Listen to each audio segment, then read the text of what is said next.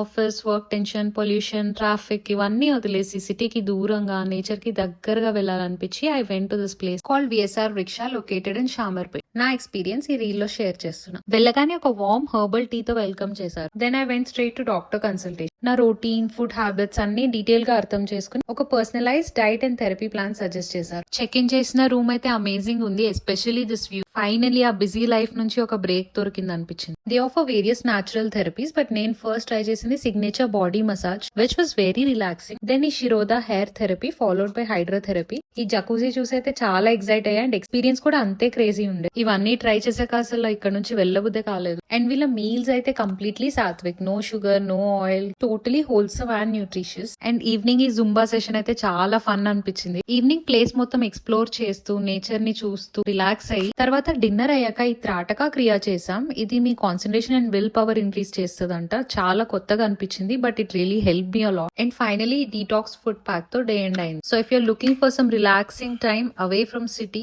and to connect with nature, you should definitely try this.